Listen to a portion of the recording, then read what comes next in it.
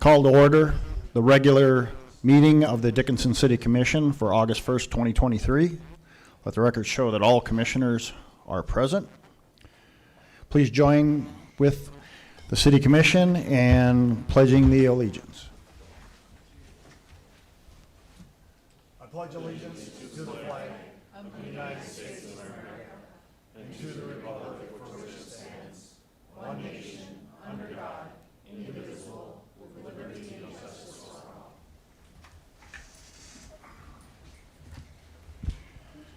I'd like to welcome all our guests this evening. We have a very busy agenda, so we're going to get going right away. Mr. Dossinger, first item up is the order of business. Are there any changes to the order of business? Good evening, Mr. President, members of the Commission. There is no change to the order of business this evening. Thank you, Mr. Dossinger. Any questions on the order of business, commissioners? If not, I seek a motion. Move to approve. Motion to approve by Commissioner Frederick. Second. Second by Commissioner Sobeluk. Any further discussion on the order of business? Hearing none, all in favor of the order of business as presented, state aye. Aye. Opposed, same sign. Motion carries. Next item up is the consent agenda. Commissioners, are there any items on the consent agenda you wish to discuss? Move to approve. We have a motion to approve by Commissioner Oderman. Second. Second by Commissioner Bear. Any further discussion on the consent agenda? Hearing none, we'll vote. Mr. Oderman. Aye. Dr. Bear. Aye. Mr. Frederick. Aye. Mrs. Sobeluk. Aye. Chair votes aye. Motion carries. Moving into administration and finance, our first item this evening is a Chapter 11 code amendment. This will be presented by City Attorney Wenko. Thank you, Mr. President, Commissioners. In your packet, you have a copy of Ordinance 1779. This is for consideration to approve the second reading and final passage of the said ordinance. Just as a reminder and a recap, this basically brings our city code in compliance and in consistency with the Century Code with regard to Class B misdemeanor fines and fees, as well as infractions penalties. No changes have been made since the second reading. Staff recommend approval. Thank you, Mrs. Wenko. Any questions for Mrs. Wenko on Ordinance 1779? Hearing no discussion or questions, I'd look for a motion. Mr. President, I move to approve. A motion to approve by Commissioner Bear, Second. second by Commissioner Oderman. Any further discussion? Hearing none, we'll vote. Dr. Bear. Aye. Mr. Oderman. Aye. Mr. Frederick. Aye. Mrs. Sobeluk. Aye. Chair votes aye. Motion carries. Next item this evening in administration and finance is our preliminary budget statement. And this will be presented by Deputy City Administrator Carlson. Thank you, President Decker and Commissioners. Before you in your packet is a letter that we, by state statutes, states that we have to declare what we need in dollars for our levy of the property tax. So that letter is stating that we are asking for the $5,724,000 as we have. And I've done a list here of where we have been in the last, since 2017, since I've been here. We have always asked for the same dollars levied every year, but due to the valuation, and which is, and this list here is an approximate valuation because it has to be certified by the county. But this is where your mills will go up or down due to the valuation, but the city has always gone with the same amount into our budget of the $5,724,000. And of that $5,724,000, 4 mills goes to the library and 4 mills of the cities goes to the airport. And so with that, I'm asking for approval. This year, we are looking at the same dollar amount, and this is an approximate of where the mills would be. But the valuation has gone up. That's that 133 million is where the valuation is for this year, for 24. And that's what we'll be looking at. But again, through the commission discussion, we will still look for the $5,724,000. Thank you, Mrs. Carlson. Any questions for Mrs. Carlson on the budget request.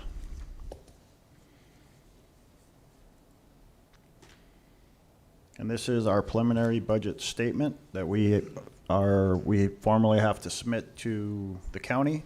Correct. And like Mrs. Carlson said, we have, for the past 8 years now running, or 7 years it'll be in 2024, we have remained at $5.7 million. So That'd be, yeah,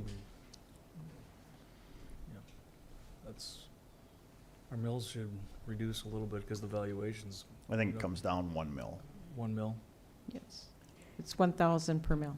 Right. Okay. And I think it comes down 1 mil for next year, that green slide you had. I do believe that is true. Yeah. I had that one at the, what There the you go. commissioners are talking Yeah. about, that when we redid this, from the point of where I presented this, it actually is going to come down about 1 more mil, about 45. All right. Any other comments or questions from Mrs. Carlson or staff on the budget statement? If not, I'd look for a motion. Mr. President, I move to approve. We have a motion to approve by Commissioner Frederick, Second? second by Commissioner Sobeluk. Any further discussion on the preliminary budget statement?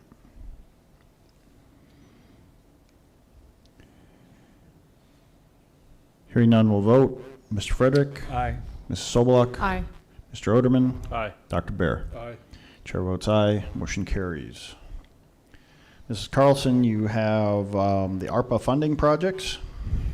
Thank you, Commissioners. So what I'm doing here is, we received $3.6 million back in 21 and 22, with the total being 3.6 of ARPA funding, which is the American Rescue Plan Act. And with that, the options that we are looking at for discussions and for the review of what the federal government expects you to be using this money for. These are some of the things that we were talking about. So with that, we had a community betterment. Again, this is only drafts of about $1 million, expanding the workforce, providing competitive wages, retention, the 1.6, the affordable housing, behavioral health, in homeless coalition, either in a brick and mortar projects, and then also remainders in the 43,000 that we would do for community grants, like the Vision West, where we process that. So with that, So with that, this is the spreadsheet that I keep to find out where we're at, because the requirements for this fund is that we received it as of 22, as you can see, but we have to appropriate money to certain things, as what I showed you before, by 2024, end of 2024. And then by the end of 2026, they have to be expended. I have to give a report every year in April saying what we did with the money, where did it go, and did it follow the final rules of what the ARPA funding by the federal government is doing. So with that, and with discussions through our budget sessions, we are looking at some appropriations that have come forward. And on this next slide, we're looking at for some community betterment projects. We're looking at the $500,000 to the Southwest Art Gallery and Science Center. But through that discussion, it was decided that we would look at funding $125,000 over a 4-year period starting in 2023 through 2026. Also, we had funding that we needed to do for the community center, which is $250,000 to the Park and Rec for the community center. This would be fund $50,000 in 2023, $100,000 in 2024, and $100,000 in 2025. Then there was also the assessment that we need to be looking at for a new fire station for our community. That is looking at $75,000 for a feasibility assessment study. So with that, staff is recommending on the following requests that these are approved, so we can go forward in the budget process.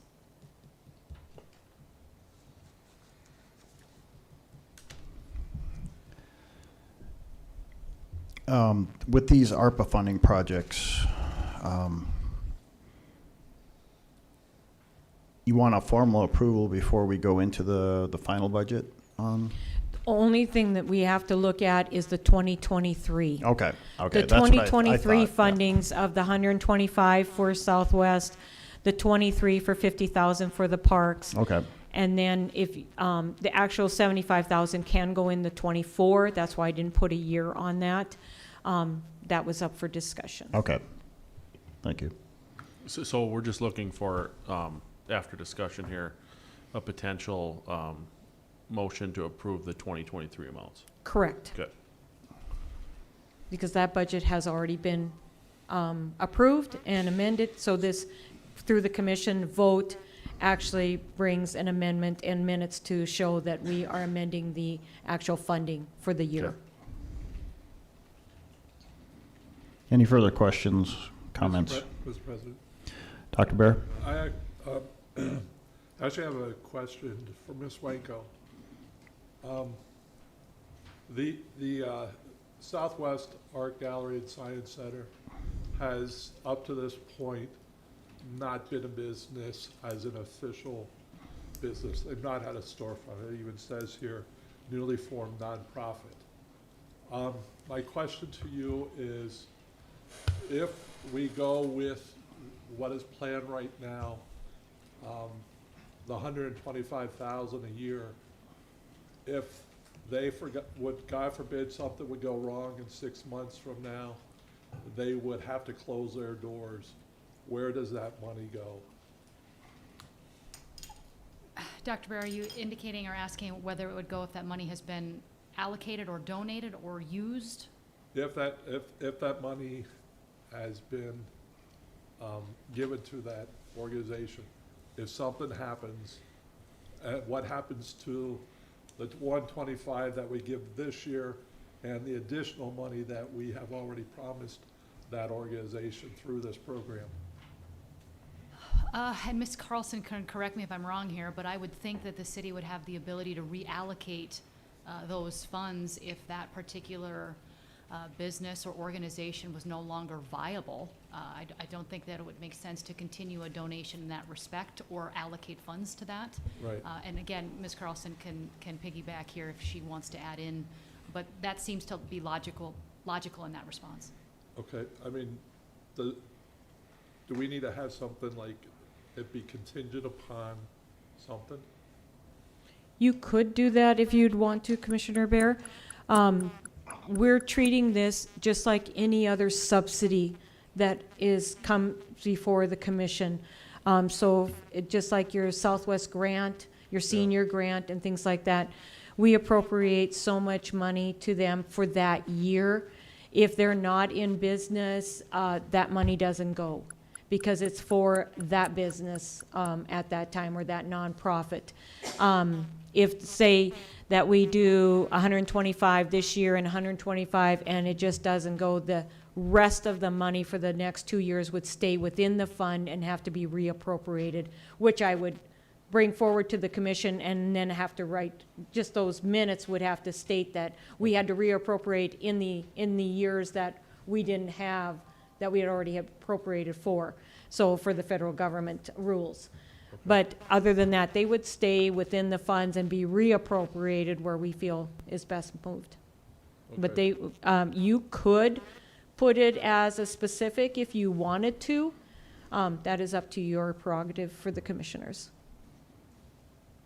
I'm just treating this as like a Yeah. regular subsidy application is what as how I'm treating any of these things that go through ARPA, is a request that's come before the commission, discussion, and then approval of the commission. Okay. I just kind of feel it's a brand new, and I'm not against giving money to this organization. I totally believe in arts and science, being here in the city. I just, would like to see some success from them, to see that they're gonna make it work. I've read through their business plan. I think it's a very big, it's a big chunk. I mean, I think it's, not sure how it's gonna work, but, I don't know. I have concerns about this business plan and the way it's written. So, okay. So I guess what I would say in response to that is, I think that we've gotten more from the Southwest Art Gallery and Science Center in terms of due diligence than we have from other organizations that we've given significantly more dollars to. And I mean, they've done everything that we've asked them to do in terms of a business plan, you know, a 5-year pro forma, things like that, where they've provided us with a good deal of due diligence that we have not gotten from other organizations. For example, the CTE, I think would be the closest comparison in terms of like a business plan and like a kind of a programming structure. And we gave them 2.5 million. So I know 500,000 is a lot of money, but the CTE was sight unseen as well. And if we're going to put our money where our mouth is in terms of supporting the arts in Dickinson, I mean, I think we've done a lot in terms of investment in regards to youth activities, in regards to sports and things like that. I'm supportive of this because I think that it's past time for us to spend some money investing in the arts in Dickinson. And when we get to this point, I'm going to vote to support it. But I understand where you're coming from, Dr. Bear, but I do think that from a due diligence standpoint, we've gotten a lot from this group. Okay. But Yeah. I guess part of my issue is some of the information I found in here was actually not factual. I mean, so I'm not, you know, when they were a part of the Badlands Arts Association, they're being representative as not having a place, not having a center, where in fact they've had a gallery over at the college since last July. I mean, there's some factuals, there's some information in here that I have found as being untrustworthy, which is why I have an issue with supporting this right now. Wasn't that I thought the DSU gallery was part of their Oh. competition in the region or whatever, as part of their business plan. I Not a thought that was public outlined hearing. in the business plan. Um, I'll pull it up here. I think I've got it here. Yeah, competition. The Badlands Art Association has been operating in Southwest North Dakota for Yeah. many years and is a viable association that promotes art and artists, resulting in an annual art show. The association does not have a center, nor does it combine arts and sciences. However, it says that the university has an art gallery to promote its student art, and that's the Badlands Art Association gallery. So I mean, like they do identify them as a competitor for this space in the community. okay. And to your concern, Dr. Bear, about the money that is allocated, generally how we allocate is on a year-to-year basis. So if they never get their doors open, we're not going to give them the money until the doors are open. Okay, So, and if they would close shop shortly after that, that money would be reallocated again. We can, I know some of the grants we've given month by month, like we can parse it out, the 125,000, 10,000 a month. okay. So that way it's not given in one fell swoop, if that's a concern, you know, give them, I I would be fine if we go with starting with 125 and see how they're doing. And then if they're doing great, I don't mind giving them the money. I'm fine with that. Mhm. It's just, part of me also is looking at, one area we don't have up here is, we need money for a homeless shelter. And I don't see anything, money put towards that yet, allocated for that yet. And I know, John, you're Mhm. big into this one, but we just had a potential incident last week which really proved we need a Yeah, homeless yeah. shelter. I mean, really bad. Yeah. And thank God we had an alert city employee. But Don't we I'm have, just- don't we have I'm just saying. 500,000? Yeah, set earmarked, Yes. aside? yeah. Earmarked? Yeah. We have it earmarked in our '24 budget Yeah. to be able to bring forward to the commission for the budget process. I do have that in That there is in already. there. Yes, It's out of ARPA. but it's not on, I did put it in this. Yeah, it's because it's not been spent yet, Right. correct? Yeah. Correct. okay, That has to be part of the budget process yet. okay.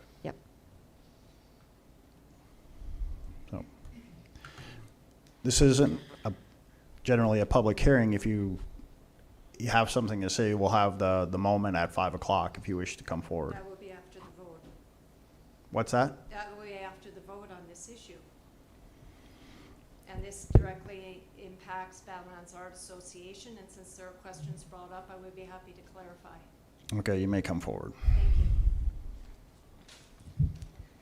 Thank you, President Decker and Commissioners. My name is Ruth Healy. I'm a resident of Dickinson, and I am a secretary of the Badlands Art Association. I am joined by our president, Todd Winter, and other members of our organization today. Before you grant significant amounts of money to the Southwest Art Gallery and Science Center under any premise, then no local organization is significantly providing art enrichment in the region. I wanted to inform you of Badland Art Association's significant presence. Mr. Winter has some information for you about our activities so that you can further your own personal research. We have provided you with a simple web search which shows some of the extent of our activities, and we invite you to look at our webpage, which demonstrates our years of shows and workshops. We were officially incorporated as a not-for-profit in Dickinson in 1977. We have over 200 members from North Dakota and states ranging from Washington to Minnesota. The most significant portion of our fundraising is accomplished locally through memberships, Dickinson businesses, and philanthropic organizations. Thanks to our donors, we have purchased new art display grids for our shows this year. We have been operating the gallery in Kleinfelter Hall on the Dickinson State University campus since July of 2022. We have done 8 unique shows during that time period, and that was initiated through the Badlands Art Association and is continuing. This year, we will be offering our 53rd annual art show at Prairie Hills Mall, which generally features over 700 works of students, amateurs, and professionals from North Dakota, Montana, Minnesota, and more. This winter and spring, we have offered paint and sip classes. We managed the art show in Medora this past Memorial Day with a cowboy poetry event, and just offered a workshop with Arizona artist William Hawkins. We are blessed with many fine artists in the Southwest North Dakota region who need promotion and support. I ask, however, for what reason is a city government justified in funding competition against an established, privately funded not-for-profit? Was the application process for the ARPA funds made available to the public? Thank you, and if you have any questions, we would be available to answer anything you would like to know. And You may pass it out.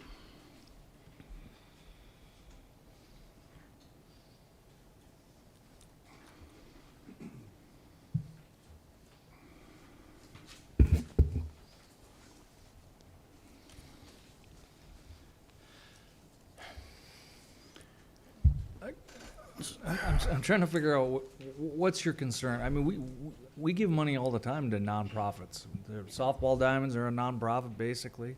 I mean, this is community quality of life project. Are you guys upset because you didn't ask for the money and we didn't give you any? No, we're not. I'm trying to figure out, I mean, is there a rift between the two groups? I'm trying to figure out what's going on here. I mean, competition makes the world go round, so. Yes, but this doesn't make a level playing field by any means. And we are an established organization that's been here for years, and this is a new startup. And they're going to be offered $500,000. Well, It- but my understanding of the origin of the Southwest Art and Science Center started with the Badlands Art Association. I mean, I was part of, I was brought into the conversation very early on, about a year and a half ago, where it was Badlands Art Association members that told me that, hey, this is something that we're pursuing. So, I mean, like, is that untrue? The Badlands Art Association wanted to start a gallery, and that is the case. And many of the members, or some of the members that you see here, were members of the Badlands Art Association. And in the midst of the planning process, they opted to separate in order to create a different, to pursue this path. Honestly, that's been a confusion, even for me as a member. Like, I haven't quite understood why they broke away from the BAA. You know, why there needed to be the separate organizations. Because as you said, we want everything to kind of go for the arts and all together. And we've had this established organization that has a name in the community. And then just when I got into the Badlands Art Association, like, we did our annual art show and everything, and there was a fair amount of people that believed it was a swag art show, and I didn't even know until a couple of days into the art show.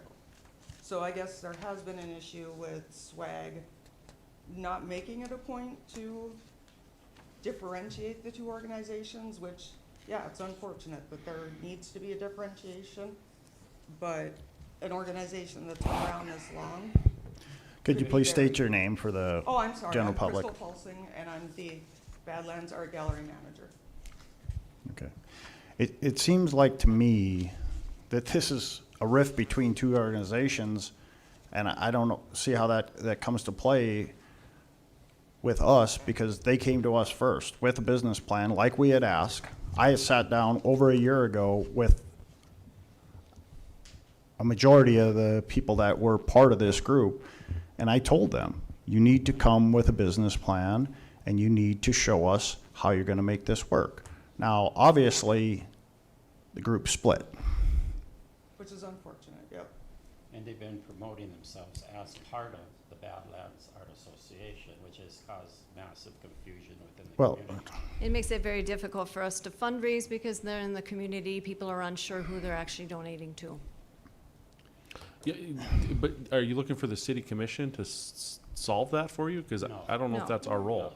No. Would it honor giving them funds like that, make funds available for our organization where we'd ask as well? Or, you know, yes, they asked first, you're absolutely right, they did.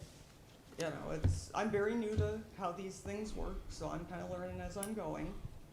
But I guess we do have concerns because it is hard to do something like this. And I don't know, Well, and when $500,000 is being offered to your competition, that, like, as I said, that doesn't level the playing field. Well, I That mean, doesn't make for reasonable competition. and then the fact that there was untruths represented. so Mrs. with Healy, that. like, I mean, I would say that that's probably a mischaracterization of what happened. We didn't go out and offer money to people.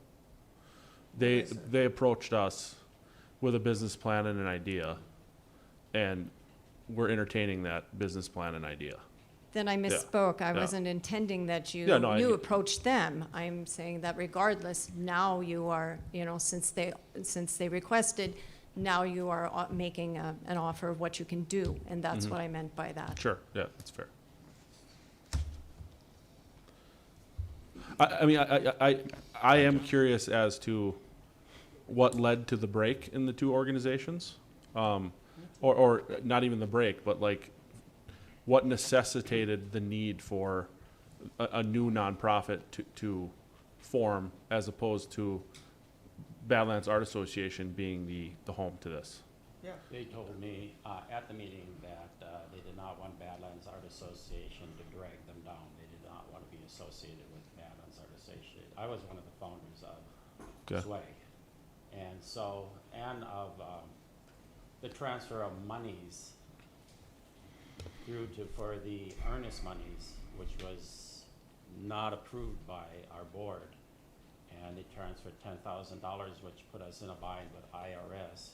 And so there was activities that were going on that were not appropriate, then unethical, that I did not agree with, and I left the their organization as they were founding. Again, you're bringing up things that we cannot fix, Yeah.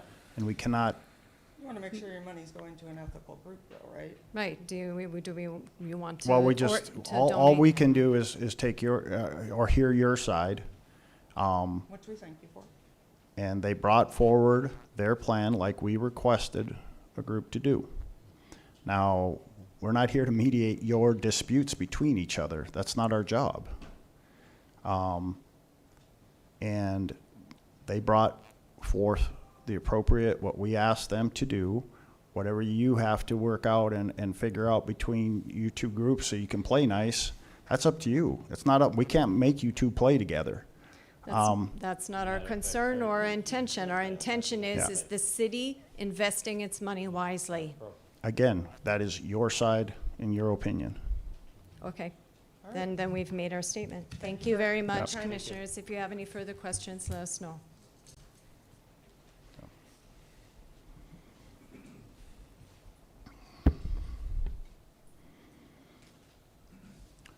Mrs. Carlson, is there any, you just need a motion on this year's, the 2023, the 50,000 for Park and Rec, the 125 for Southwest Art Gallery, and is the feasibility study part of this? 24.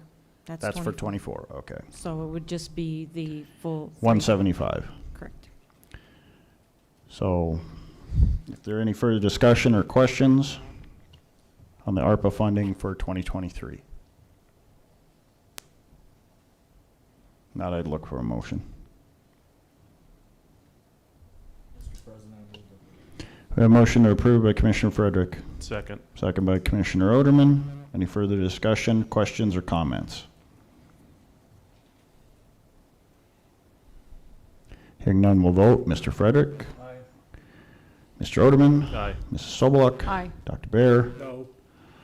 Chair votes aye, motion carries. It is 5 o'clock, so we will move to the timetable.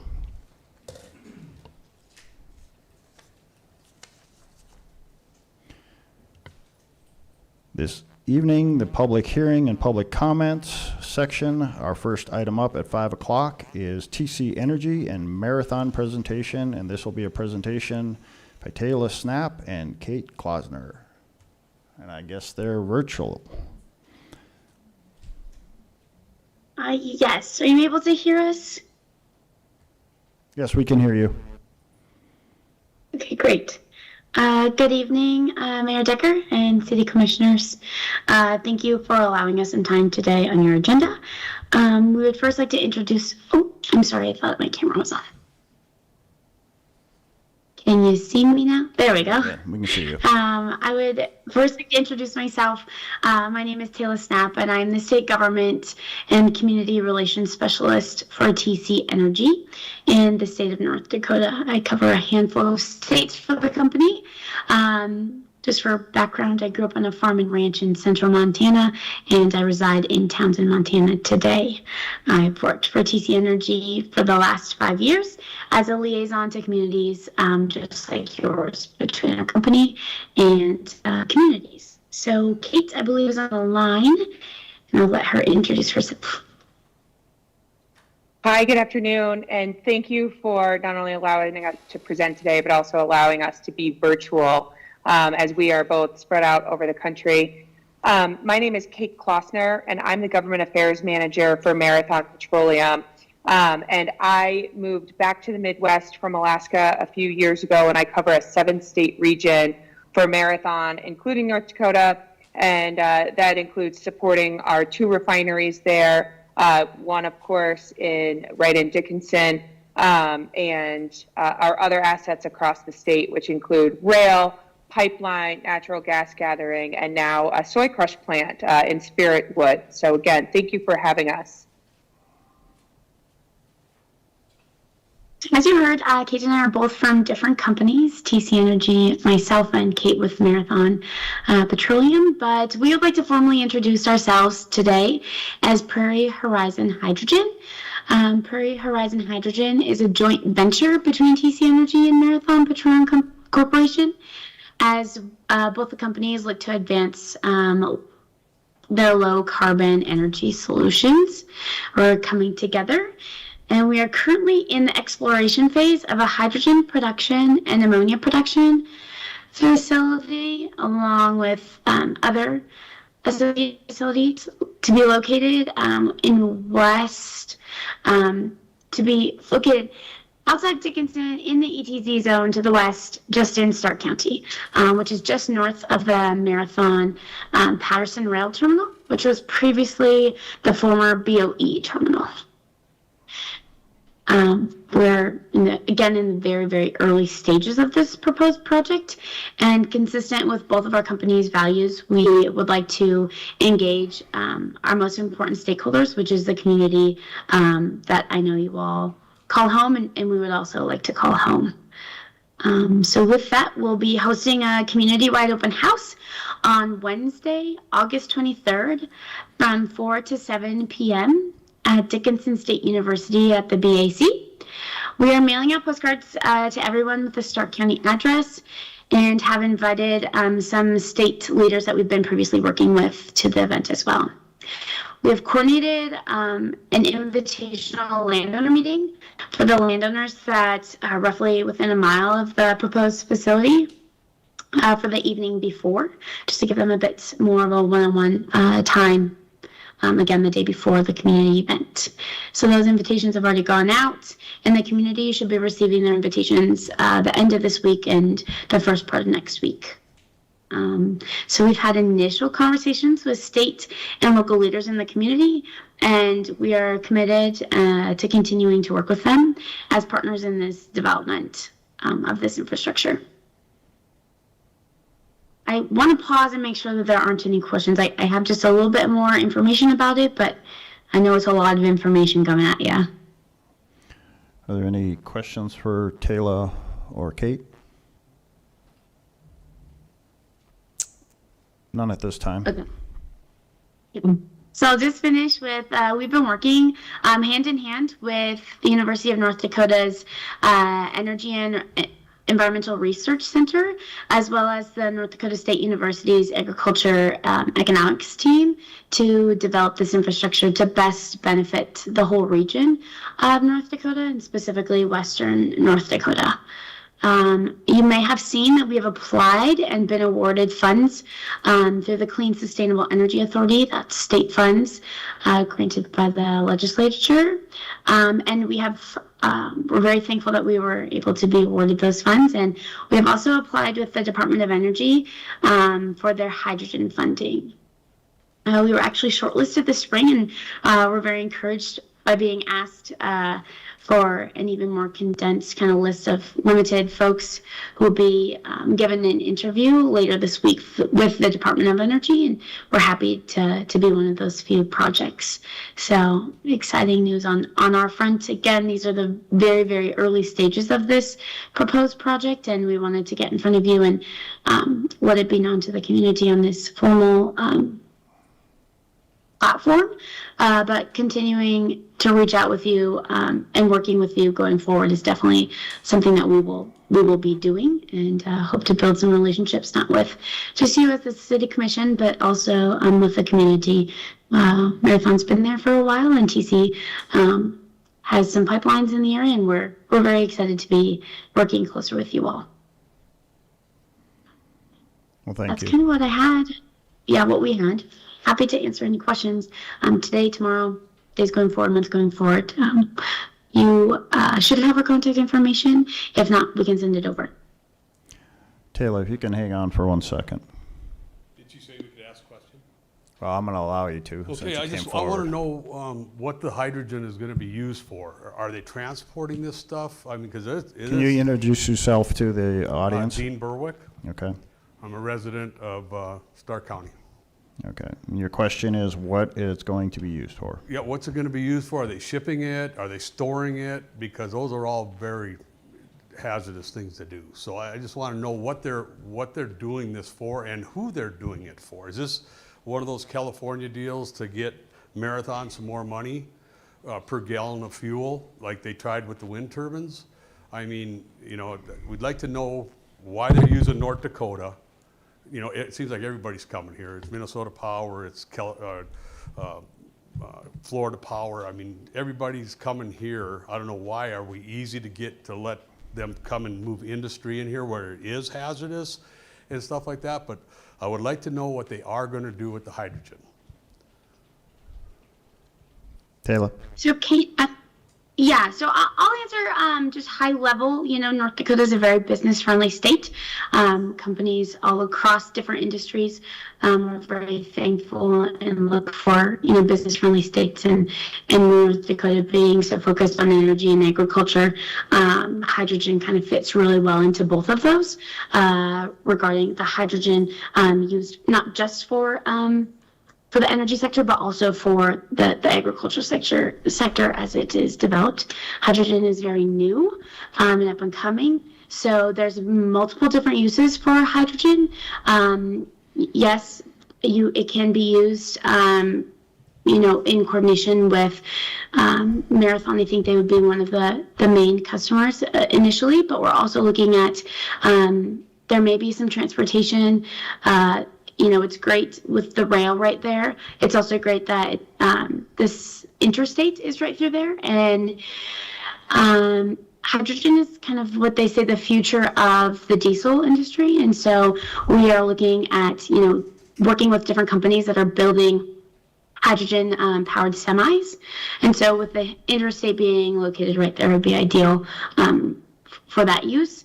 Also, a byproduct of hydrogen is ammonia. And so, I should have finished with agriculture in the fuel sources, is that the agriculture industry is also looking at the future of combines and tractors being run off of hydrogen as well.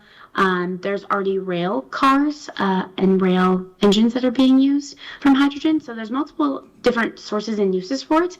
But then also the byproduct is ammonia, or the word is lost on me, but the ammonia, the fertilizer side of things, is very important to, we believe, this area, North Dakota. You import a lot of fertilizer, when entering, urea was the word that I was looking for. Really, you have everything in the state of North Dakota to create your own, and so it may be able to help with that. But Kate, I know there's a Marathon question in there, so I'm going to pass it over to you. I think. Thanks, Taylor. Hey, Mr. Berwick, this is, can you hear me okay? Yes, we can hear you, Kate. Okay. Mr. Berwick, this is Kate Klosner with Marathon Petroleum, and I know that you are our neighbor out there by our facility, and I thank you for your work with our plant manager and some of our team. I know that they've really enjoyed building that relationship with you, and so thank you for the question. And I can tell you this, there are a lot of different pieces of this project that are still in the works by the project team. And so our goal today was to get in front of you at the very, very early stages to say this is a potential project that we are exploring in the future, so that it wasn't sprung on anyone. Community open that at our house that we'll be holding on the 23rd. Subject matter experts, including our commercial and our marketing teams, that will be able to answer specific go and what the planned use is for. But at this point, at this early stages, they're signed. So everything right now is still in that potential stages. What I can tell you is that you have our commitment. And we have here every step of the way to answer questions. You know, obviously we're here tonight to hopefully just put this on your radar. In 2 weeks at the community open house, we will have experts in every asset of this project to be able to answer more details about what they're looking into. And then as we move into hopefully next stages of front-end engineering and design in the future, we will be able to answer even more details and keep the company, or I'm sorry, keep the community and neighbors like you apprised. So I know that's probably not the specifics you're looking for, but Mr. Berwick, I have to apologize, we don't have specifics at this point. I think August 23rd is going to be your best venue for you to Thank you. get your information. Yep. Any other questions for Taylor from the commission? I will give Mr. Berwick some credit. He asked the question I was going to ask on what the end product was, so. Okay. So, Yeah, and Okay, like you well- said, there's nothing quite specific. Oh, sorry, yet, but we those are just lots of different options. okay. Is there anything else, Taylor or Kate? Nope, not from us. Okay. Well, That's thank, We hope to be with you in person next time. yep. Thank you. We'll see you on the 23rd at DSU. Awesome. Thank you. Thank Take you. care. Sounds great, thank you. Bye. Our next item up is we have a public hearing rezoning request for the Lot 1, Block 6 of the Pinecrest subdivision. This is going to be presented by planner Gilbert.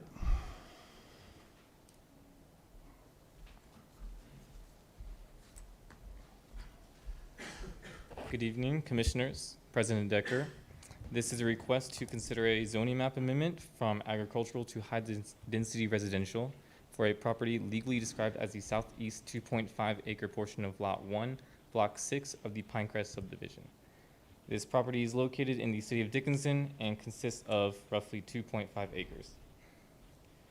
So I would like to communicate at the top of this application, or this report, sorry, that initially the applicant requested rezoning the property to a commercial zoning district, general commercial.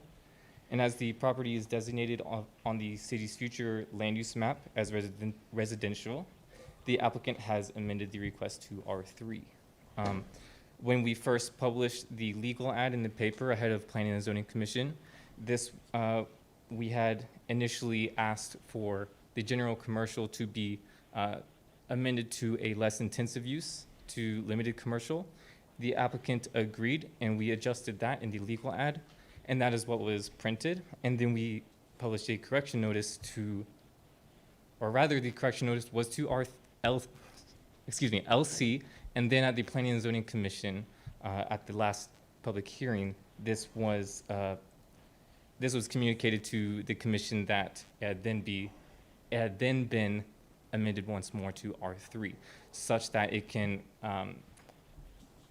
better fit the access road and also conform to, or rather, it can be more amenable to the nearby residential uses, and as well conform to the future land use map. Sorry, that was a mouthful. So, the lot proposed for rezoning is generally located along 15th Street West, approximately 1,000 feet west of Rough Rider Boulevard.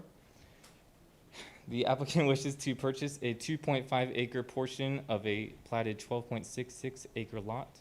The applicant initially applied for a lot split through the city's administrative irregular plat process.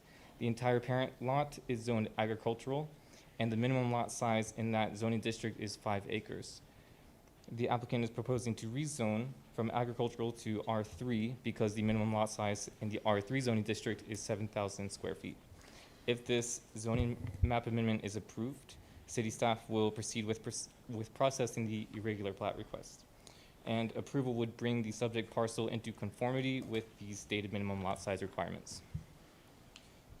The properties in the immediate vicinity of the proposed rezone are either undeveloped with agricultural designation or developed with residential uses permitted in the high-density residential R3 zoning district. The proposed rezoning is compatible with both development patterns and zoning patterns in the immediate vicinity. The approval of this request is consistent with the future land use map of the land use chapter of the comprehensive and policies outlined in the land use chapter of the comprehensive plan. Let's see. This parcel satisfies those minimum lot size requirements for the proposed R3 zoning district, and as of the date of this report, city staff has not received any public comments and recommends approval of the application with the following condition applied, that city staff will not proceed with processing the irregular plat request unless this rezone is approved. So this is the first reading of the application ahead of a possible final approval at the following city commission meeting on August 15th, and the applicant is here today to answer any further questions. Thank you. And I think this is ordinance 1782.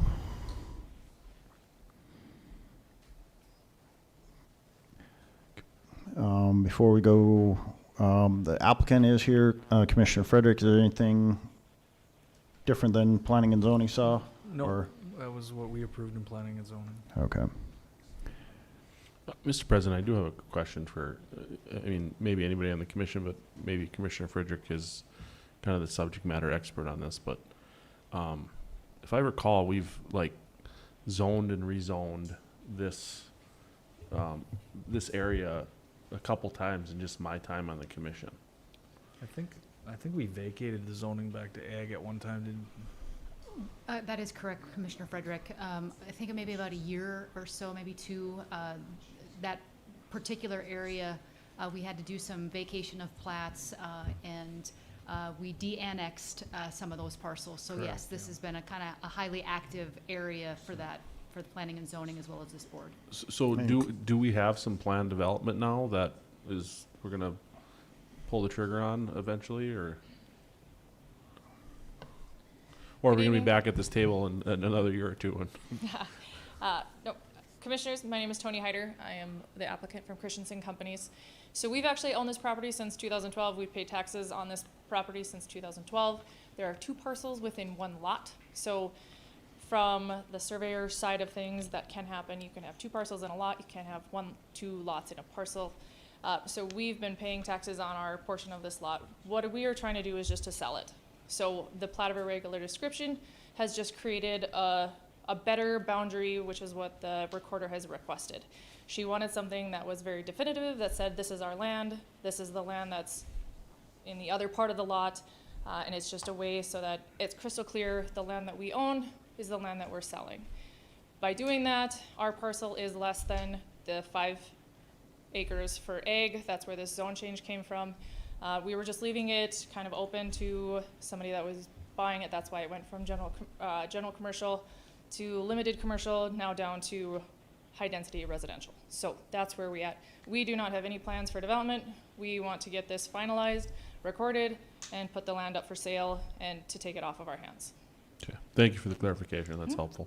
Is there any other questions? No. And I think what you're referring to is when you did get on the commission further to the east, close to 30th. Yeah. We did Correct, yeah. rework some of that in there.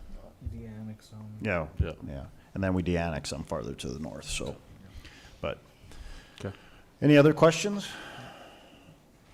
All right, this is a public hearing. Thank you. Yep, thank you. If anyone wishes to come forward, has any concerns with this rezoning request, please come forward, state your name. Again, this is ordinance 1782. If you're watching online, 701-456-7006. Anyone have any concerns on this rezone request?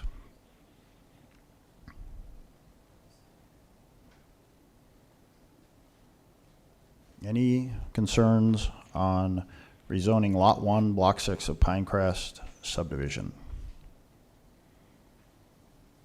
Seeing no one has any concerns or comments, we'll close the public hearing. Commissioners, any further questions?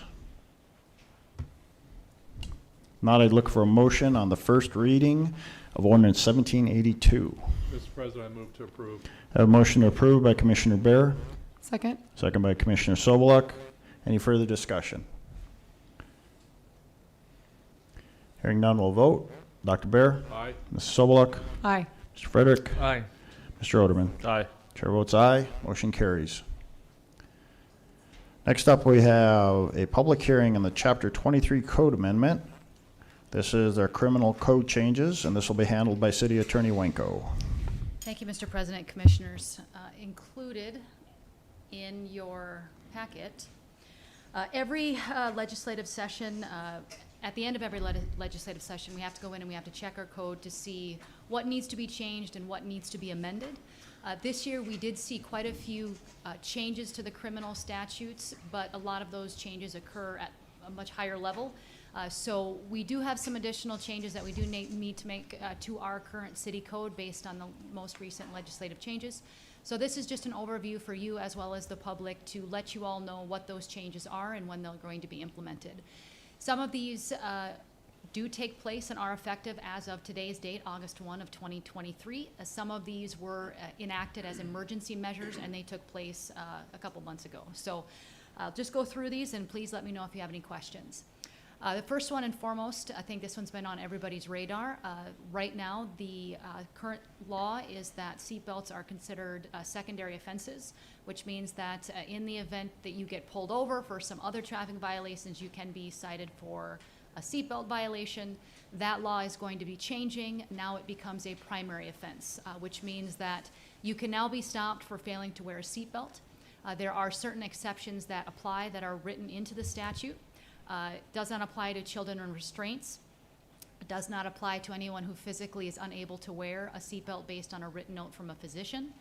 Does not apply to operators of farm vehicles, and it does not apply to mail carriers.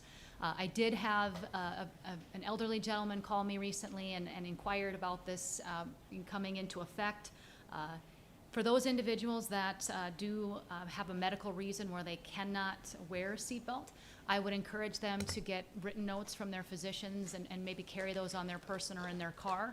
So in the event that they do get stopped by a law enforcement officer, they can present that information and the law enforcement officer can deal with it at that time.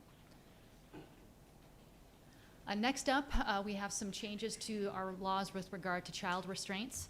The law is now going to be changed so that children under the age of 8 must be in a child restraint system. If a child under age of 8 is over 57 inches, that would not apply, but you still have to be in a seatbelt. Children ages 8 to 17 must be either in a child restraint system or in a seatbelt. And it's not required in vehicles that were manufactured without seatbelts. So there is an exception built into the code. Stop signs, this is just something that was added. We have an explanatory measure added to the end. Just basically indicates that if you're in a section of a roadway, that a vehicle shall yield to the right-of-way of another vehicle previously stopped for another stop sign at the intersection if the intersection is closed for each driver to proceed. And this is just an addition to what was currently in our code section. We are adding some code sections with regard to law enforcement and road closures. It is now permissible that law enforcement may close a road temporarily due to a hazardous condition for protection and safety of the public. We must give reasonable attempt to notify the public when practical and may post appropriate official traffic control devices to advise of the closing. The new requirement now is that once that closure is announced to the public, a motorist may not drive on the closed road. So once that notification is made public, that is everybody's notice that you are not permitted to drive on that particular closed road. We are getting to the point where we have to start discussing rotary traffic islands, and for those of you who want to know what those are what we call those roundabouts. We do not currently have anything in our municipal code that addresses roundabouts, so this is an addition to deal with that. My understanding is that the city is going to be seeing some roundabouts based on some DOT recommendations, so I think it's imperative that we get this in our code right away. Some of the additions will be that a vehicle passing around a rotary traffic island must be driven only on the right side of such island, so obviously you can't be in the left lane. And then, of course, the final addition is when exiting a rotary island, a vehicle must first signal the intention of exiting out of the rotary island. There were some additions made to the state statutes with regard to windshield and tint. We do not have currently anything in the municipal code that addresses this, so this will add an extra layer of instruction for our law enforcement officers. Not surprisingly, you may not drive with any obstructed windows. Your windows must be equipped with wipers and be maintained in a good working order. And you cannot operate a vehicle with any object, material, or tint that has a light transmittance of less than 70% on the front windshield and 50% on any other windows. And this does not apply to the tint above the AS1 line or within the top 5 inches of the windshield. Another thing that's going to be taking effect with regard to registrations in our vehicles, it's no surprise that you must have a registration in your vehicle. They have now made it permissible that that registration can be on an electronic device that's in possession of the driver. This device is subject to inspection by a law enforcement officer during a traffic stop. Upon request of that law enforcement officer, an operator must produce a registration card or an electronic registration. And the electronic registration must be designed so there's no need for the registration holder to relinquish possession of the device. So you should be able to have a phone or a smart device, show that to the law enforcement officer, and that should be sufficient. Lastly, but not least, this one's been on the books for a while. Prior to this amendment, if you were riding a horse down the street or if you were on a bicycle, you could get a DUI. They have since changed that, so bicycles and animals are no longer considered a vehicle under North Dakota law. However, if you do decide to become inebriated, hop on a horse or a bike and drive down the middle of the highway, you can still be cited for a $200 fine if you're operating one of those items in an unsafe manner under the influence. So, yes, so I have never had to prosecute one of these, Mayor, so let's not make it a first. I'm just saying, if you do it in a safe manner. So, any questions? Yeah, Ms. Reinko, I was wondering where they would classify wheelchairs in there?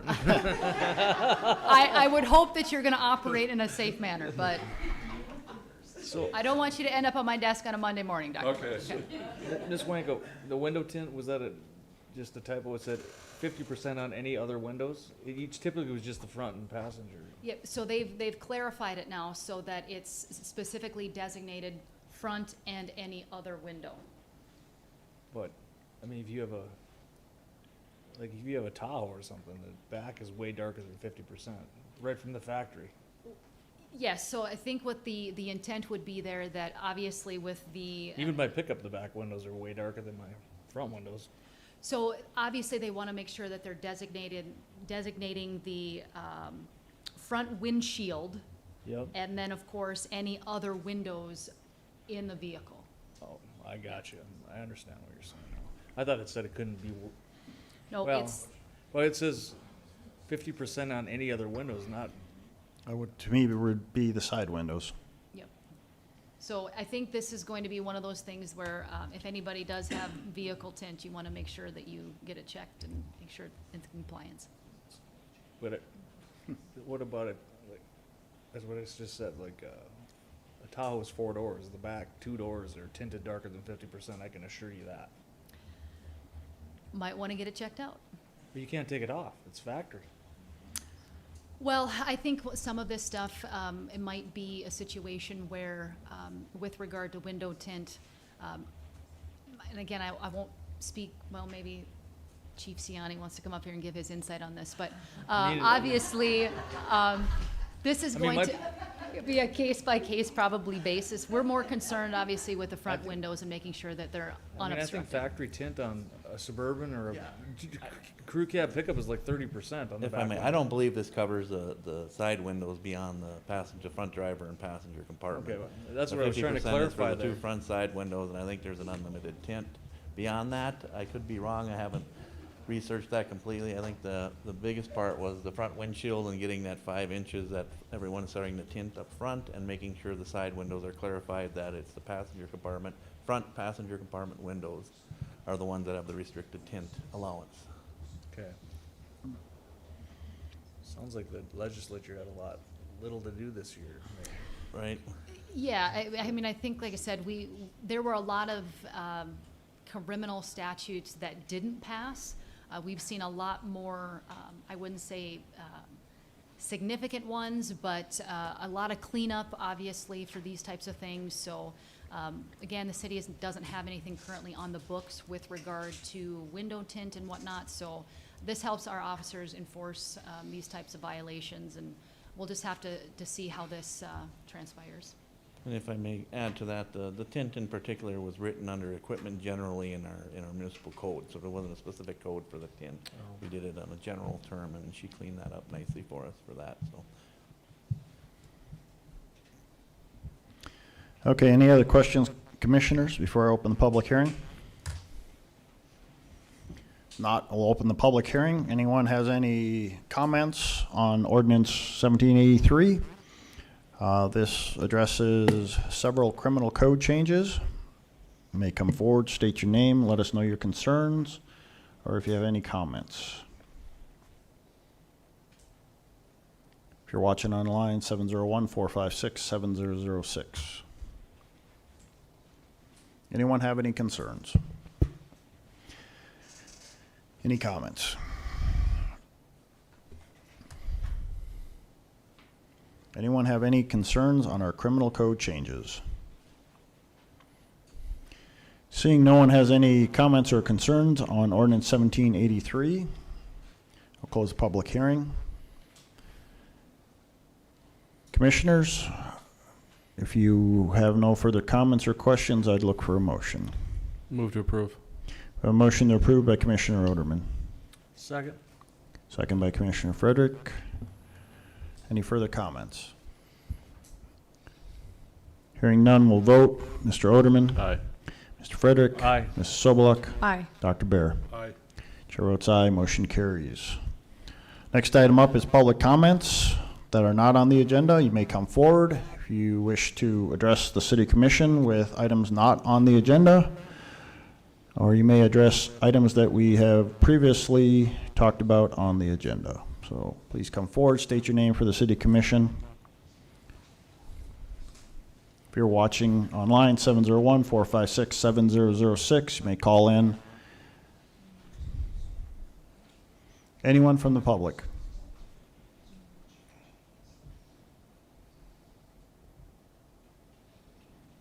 Anyone have any comments not on the agenda?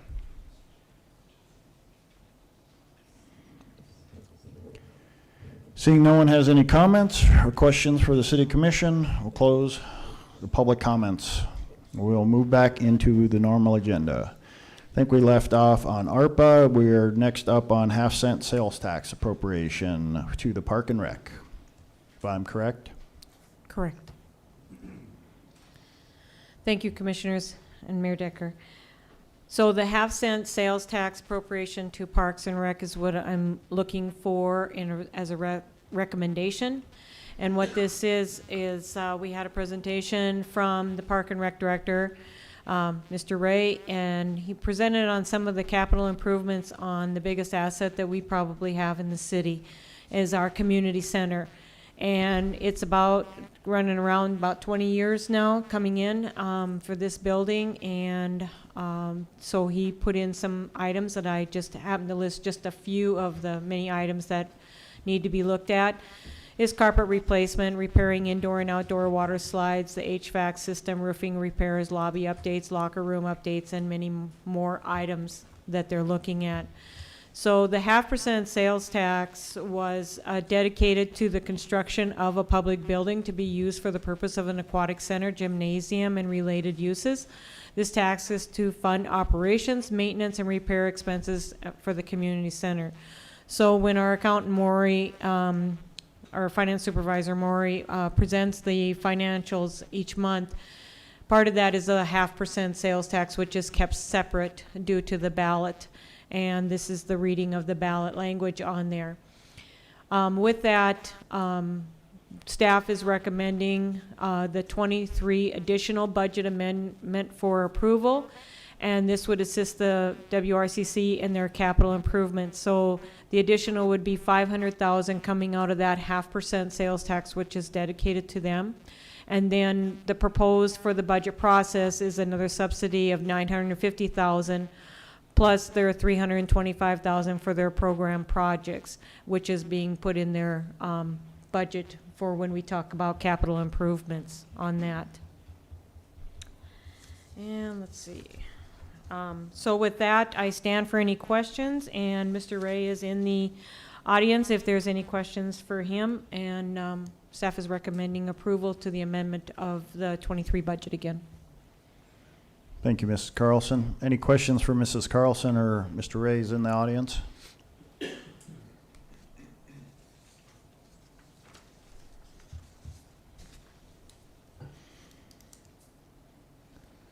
Seeing there are no questions, I'd look for a motion on the half sales tax appropriation to Park and Rec for 2023. I'd move to approve. We have a motion to approve by Commissioner Sobeluk, Second. second by Commissioner Bear. Any further discussion?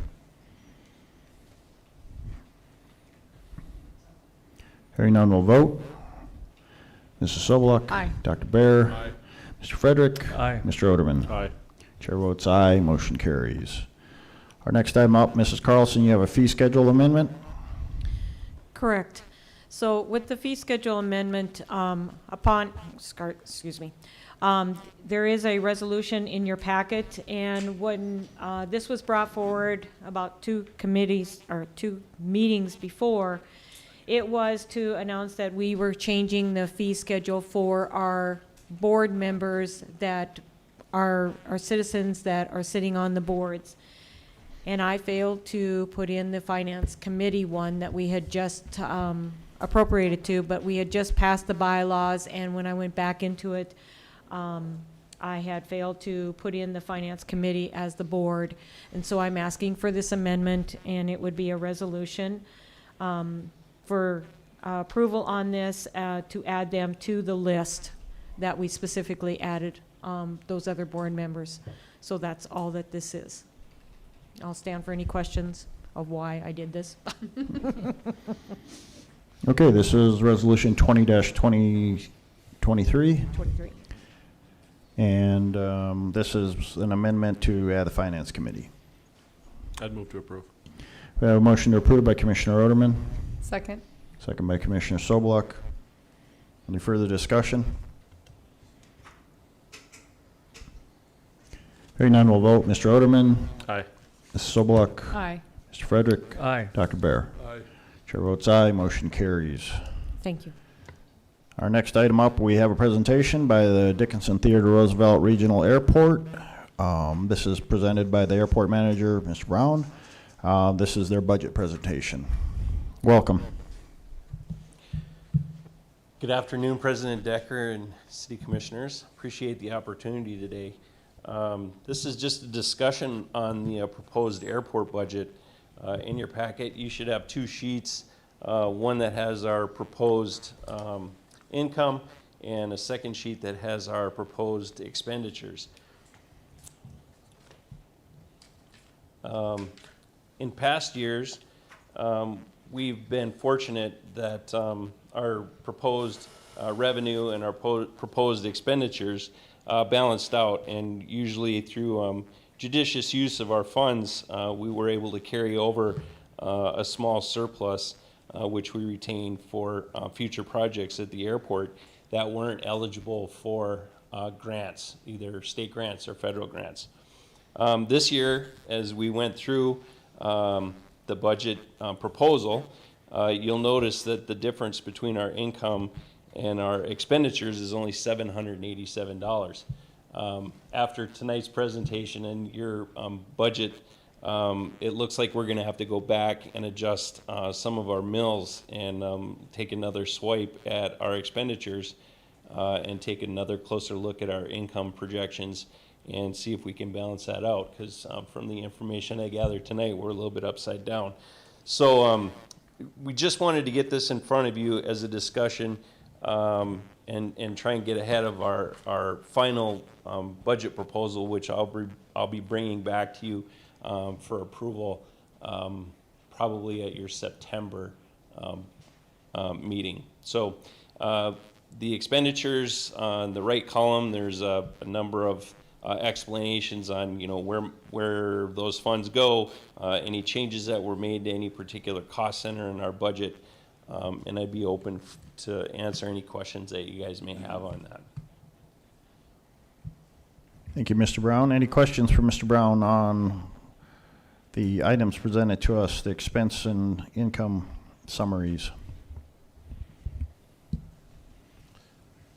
Mr. President, I don't have those numbers in front of me. What was the difference? Income is $1,391,246. Their expenses. I mean, on the city tax stuff. What was? Oh, difference you're on talking the- about yeah, the, on if the you look mills? over at the mills, Yeah. they have figured in $127,010 per mill. According, And ours is at 133 million. What- and- 133,000? Yes. Okay. All right. Yeah. So you're actually going to be getting You're a gonna little be bit. better. Yeah. I was confused. I thought it was 121,000 per mill, but maybe I got that wrong. I think it's But- one. I believe that is your county one. Oh, okay. And the city one Yes, would be the one, 133. so when we figured the 4 mills, it's around 532,000 you should be receiving around that gross I've got amount. it. Then we're in good shape. So you're You're in in the good black. shape. Yeah. All right. You're in the block, you're in the block now. Yeah. That's an additional Even better, 24,000. even better. Yeah. And if no one's got any other questions on our budget proposal, if you could grant me a little latitude, I'd like to talk about the potential for a new terminal and where we're at with that and what the funding picture of that looks like. I've got a handout that is fresh off the press on the way over here today, and I'd like to hand that out if I could. You better get over here quick because Commissioner Oderman's got 1 foot out the door already. I see him leaning in a direction here, so he's got to be somewhere at 6. So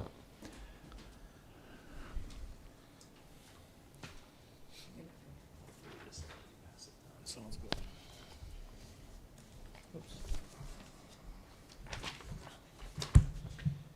So really, I just wanted to take the opportunity, since everyone is well into their budget discussions, where we're at with the terminal planning. We met in April. We had a presentation that we made to the county, to the city, a couple of our county representatives, our neighbors, Dunn County, Billings County. And we went through the process on whether we wanted to remodel our current terminal, if that made financial sense, or if we wanted to proceed with a greenfield alternative, which would be a brand new terminal. At that meeting, it was pretty much unanimous that everybody wanted to proceed with a new terminal, and we are in the process of completing that terminal study. And I wanted to get this information out to you guys right away. So I just gave away my copy, but the numbers in there. The numbers on the back page are what we're going to be looking for moving forward. So we're looking at requesting about $25.1 million in federal funds, $12 million in state funds, and then a local contribution of $6 million. It's a big ask. We know that we're in line with a lot of requests for funding, public projects. But we believe that this one is beneficial to not only the city of Dickinson, but Southwest North Dakota. The proposal that I'm bringing forth would be a request for the city to provide half of that local share at $3 million, and then go to the county for the remainder of that $3 million. I met with the county this morning, gave them the same proposal. My numbers weren't the same this morning as they were this afternoon, because like I said, this is literally right off the press. This morning I gave them a number of $9.2 million local share. So this drops that local share by about $3 million. So we'll see how these funding, how the grant funding comes in, and hopefully we're successful in getting this project off the ground. If you can shave a third of the cost every 8 hours, that's pretty good. It's quite a trick.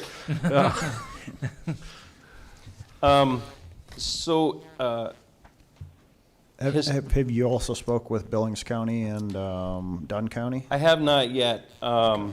Those I will be making requests to appear before those commissions as well. Previously, they were able to provide some funding, some additional funding in reducing that local share for our runway reconstruction project, which was appreciated, and we're hopeful that they will sign on to help support a new airport terminal as well.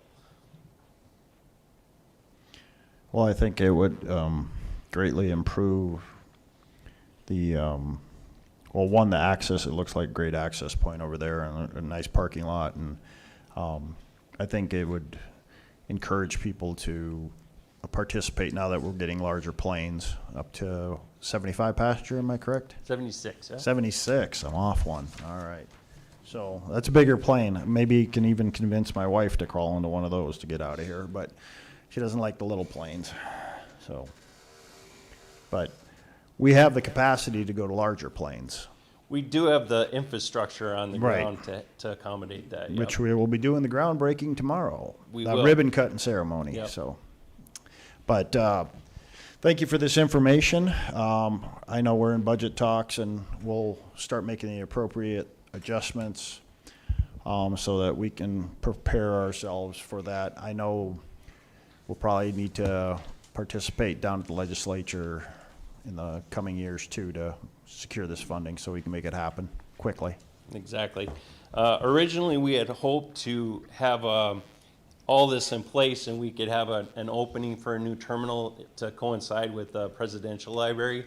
But because of the way the legislature bienniums meet, it doesn't look like that's going to happen. It probably looks like it's going to be a year. If everything goes on schedule, it'll be a year after. Okay.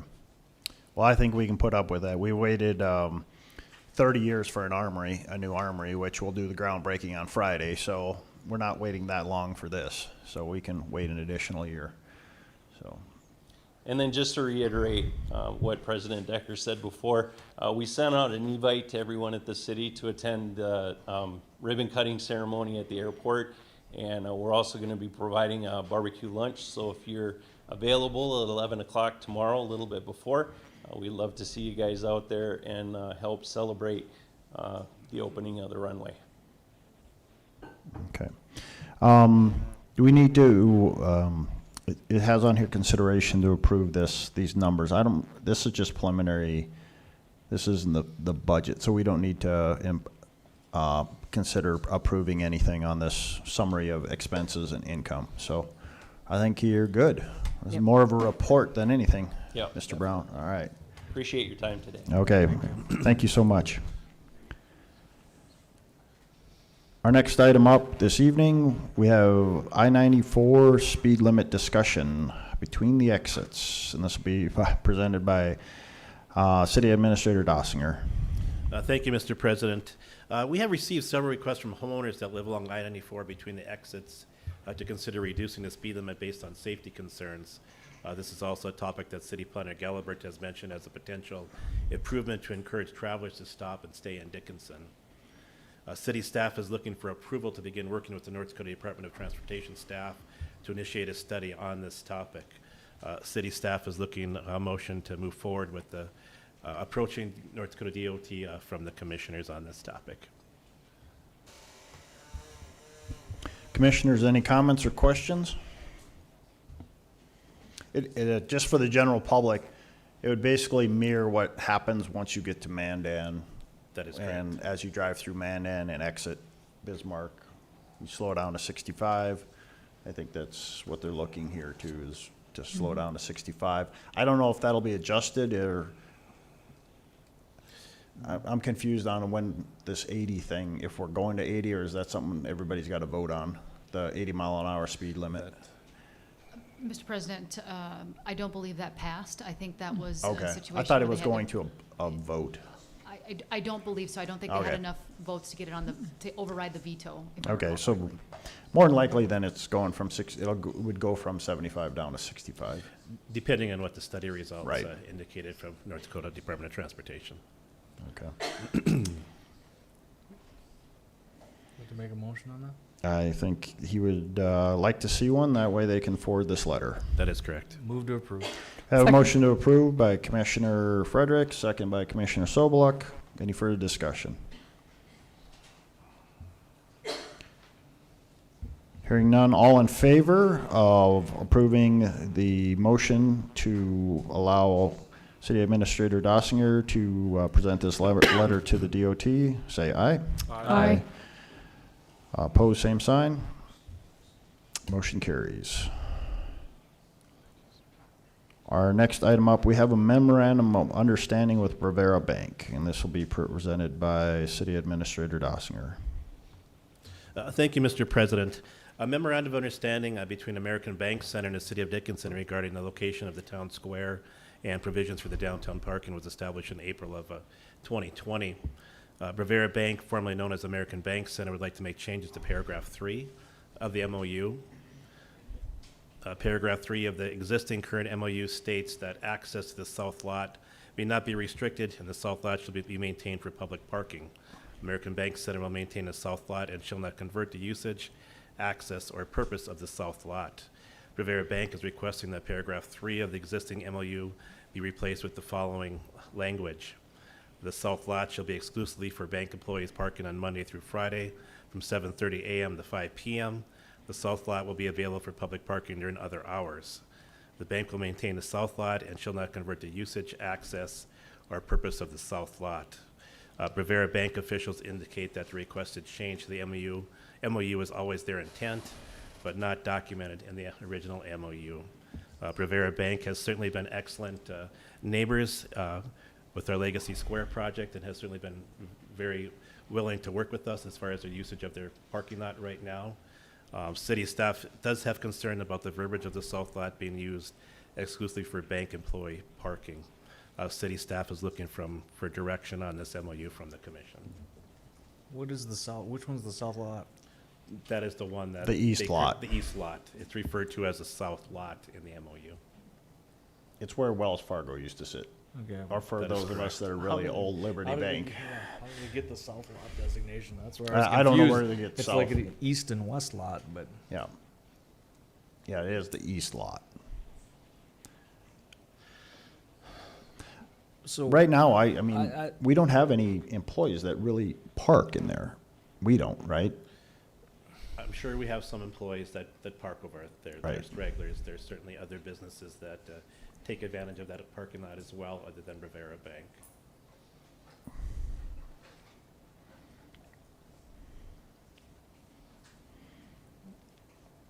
Did they give a reason for their request? Are they having issues with the people parking in there and their employees don't have room to park?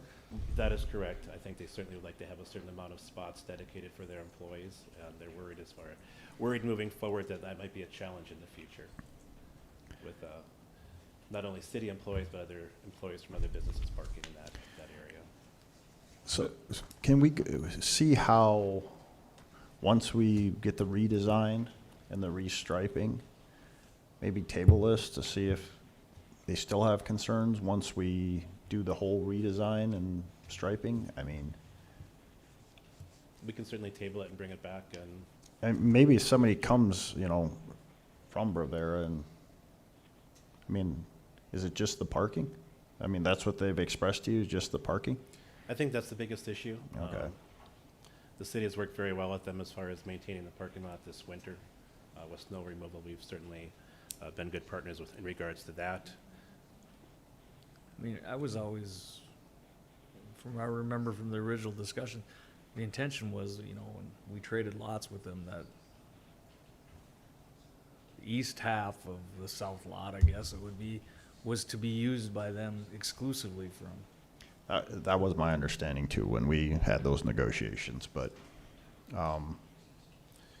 So that was the original intent. Dr. but Barrett, not do you have included in something? the MOU. Mr. Dossinger, a question I have is, how would that be policed? Who would be responsible?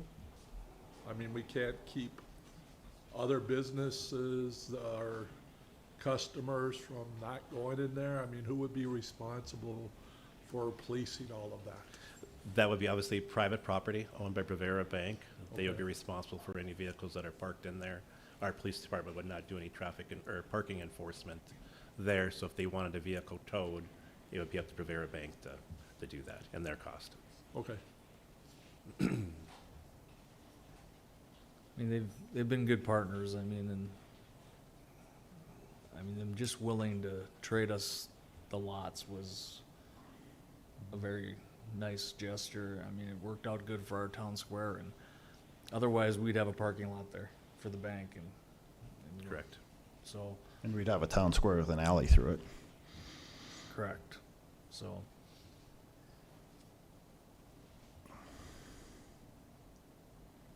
What are the staff's concerns? I think staff's concerns are just, there's quite a drastic change from the original MOU to what their suggested changes are as far as the explicit use of the parking lot. I mean, like I said, Exclusively, I should say. like what they're asking for is what I remember was the intent of them willing to trade the lot. That after 5, it could be used for public parking or whatever, but from those hours, it was supposed to be restricted to employee parking for them. Would there be, has there been any discussions when we do our first on our night at Legacy Square? We generally set up before 5 o'clock or start setup.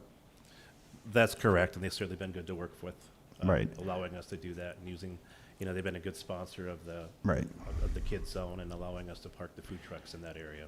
I guess I would like to see that in, if we're going to make a change, we might as well make a change that we can, right now we have this unwritten agreement that they're allowing us to set up early in there. Maybe that there's something in there. I mean, typically, I know Mr. Walters was here, but what time do they typically start setting up? 3? I mean, I think a little earlier. maybe 2. Yeah. I'm just, I that this reads exclusively and then all of a sudden we have an issue. Maybe there should be something in here that says that on nights that we are having concert events that maybe there's an agreement 2 o'clock. I can certainly reach out to them and see if they'd be willing to include some verbiage in this updated MOU regarding that. I mean, am I the only one concerned with that? Or, I mean, maybe that's unfounded. I mean, they've been working with us, so. Yeah. I don't know what to think. We don't want to make it any more complicated than we have to either, I don't think. Because then, is it just going to be the Thursday nights, or is it going to be if we have something on a Tuesday night, or or you know what I mean? Mr. President, Commissioners, now that you just talk about it, it's probably not a bad idea at least to set out if the intent is to secure those areas, at least for the square events. It might be fine and dandy while all of you sit on the board, but 15 years from now, if you're not sitting here, there may not be that understanding with the city and the bank about how that property is going to be used. So it might not be a bad thing to consider at least putting it in writing. But if we make it very broad, I mean, if we put just square events, I mean, what if that falls on 4 days a week? Well, unless, the city decides to change it, and, you could say something to the effect of, the Thursday events held at Legacy Square for, Right. Those types of I things, mean, just to narrow it down. If we're gonna narrow it down to one night, I think Yeah. that might. Right, just so that the Yeah. city doesn't have to worry about it moving forward, that they may change their mind on that. And granted, they've been excellent, in that respect, but like I said, 15 years down the road, there may be, we might have lost that intent. Or forbid that Rivera gets sold or bought out by a larger corporation and they come in and they say, no, we're not allowing you to do any of that. So, I mean, I think just as, for us, for a little bit of protection, giving them the exclusive right that we at least have that Thursday night reserved, from 2 o'clock for setup or whatever Mr. Walters thinks is appropriate for individuals to get in there and get set up on events. I think anything negotiated, if there's additional, say, activities down there, it'll probably be on a weekend when they're not using it. I find it would be very rare. I think we do more than one night on the square. So I think just asking for that Thursday night might be appropriate. So. Mr. President, do we need to table this so that we can get this written and then Yeah, I think present so. it during the next? I think so. Yep. Would you make that motion? I make the motion to table it Okay. and discuss it during our next meeting. Okay, we have a motion to table this MOU by Commissioner Bear, Second? second by Commissioner Soboluk.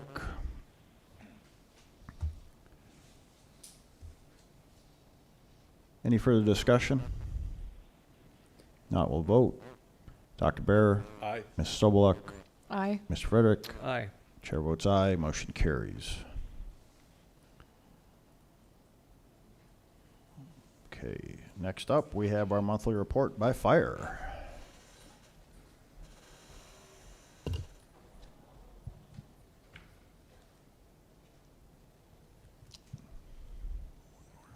Thank you, President Decker and Commission.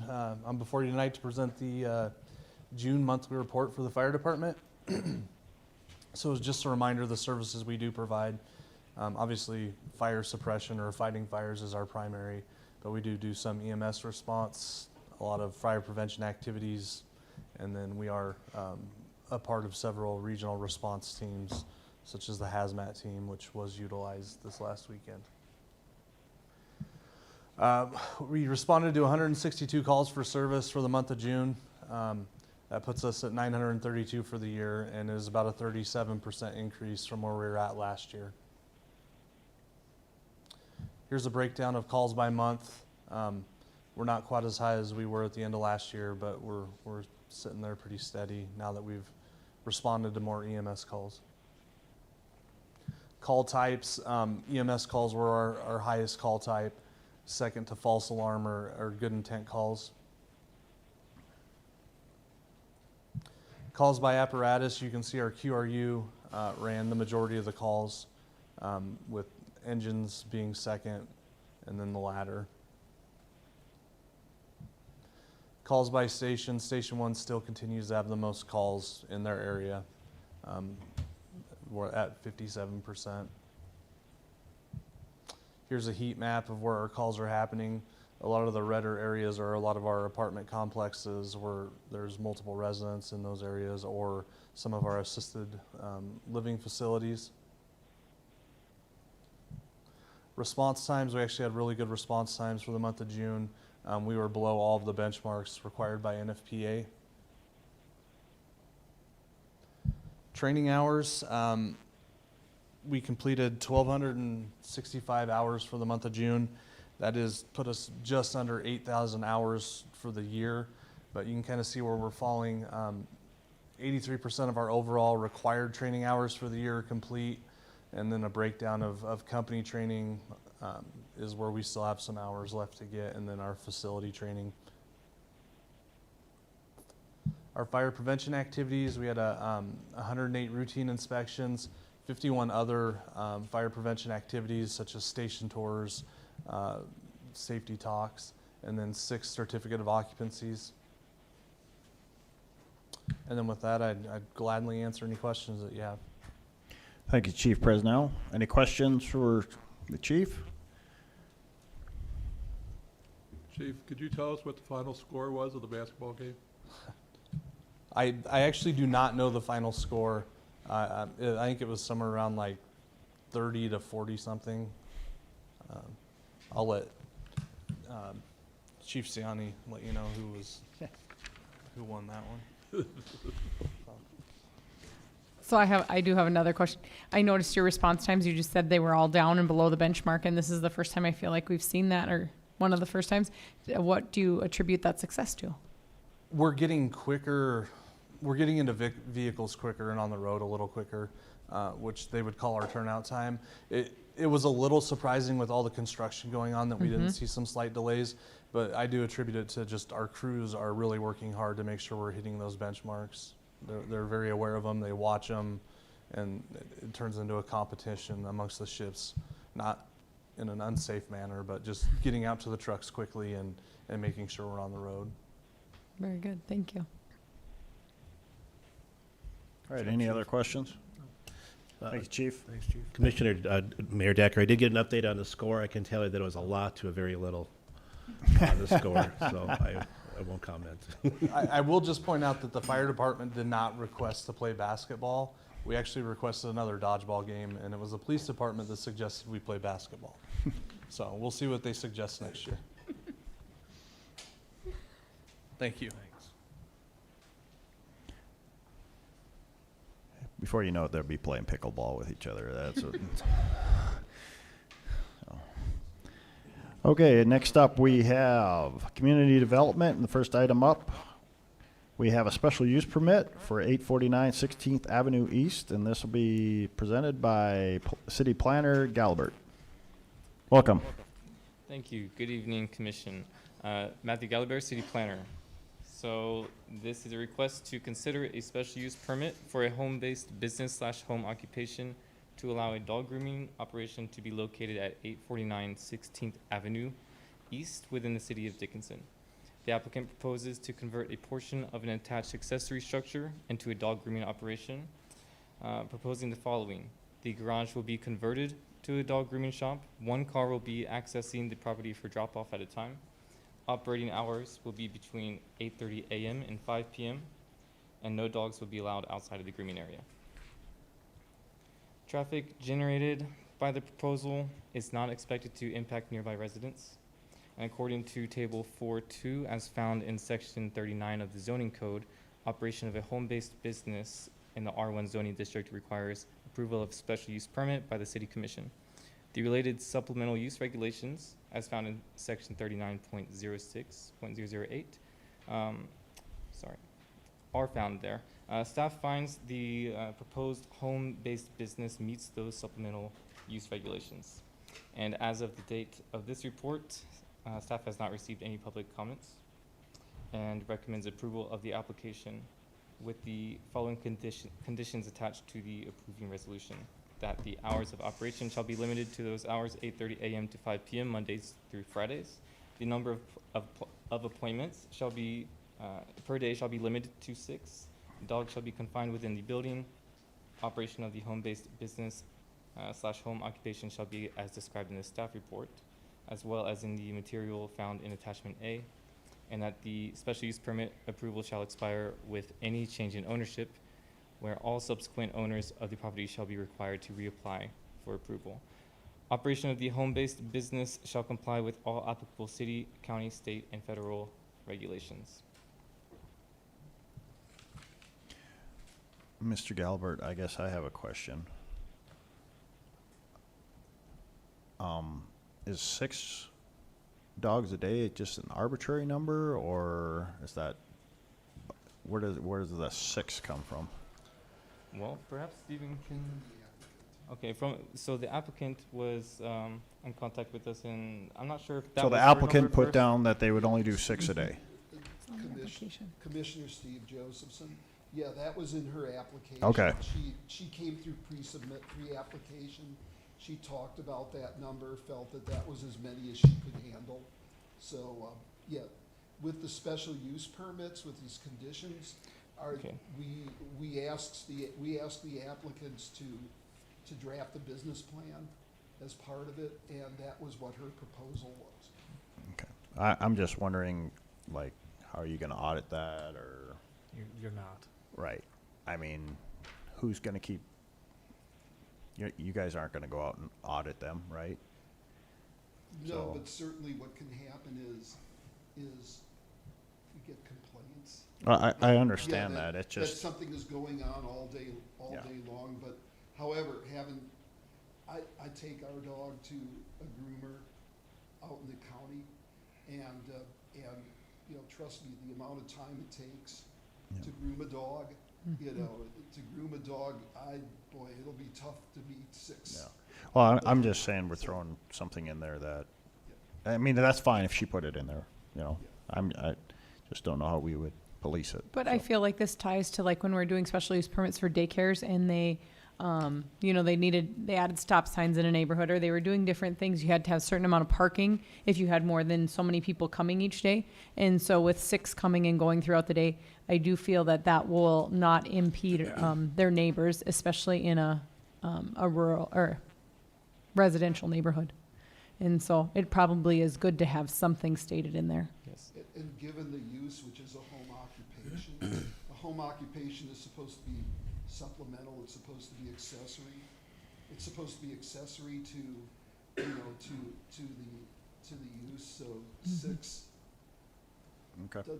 doesn't make it like a full-time business. And so I'd like to answer your question by saying that because these conditions were supplied earlier in the process, before the application was made, in talks with the applicant, that since it is a special use permit, what we need to do when we're checking against Chapter 39 is just to make sure that it's going to work well with the adjacent land uses. And since they're all single-family residential, then we would want to make sure that we communicate that it should be limited to only a few dogs and one at a time. Okay. All right, thank you. Any other questions, commissioners, on this special use permit? This would be Resolution 21-2023. Not, I'd look for a motion. Move to approve the final passage of ordinance 1780. That's Oh, next. sorry. Yeah, this is 21-2023. Move to approve this one. Okay. My apologies. I just saw the number and I said it, so. Okay, so this is SUP. motion to approve the special use permit and that's Resolution 21-2023 by Commissioner Frederick, Second. second by Commissioner Bear. Any further discussion? Hearing none, we'll vote. Mr. Frederick? Aye. Dr. Bear? Aye.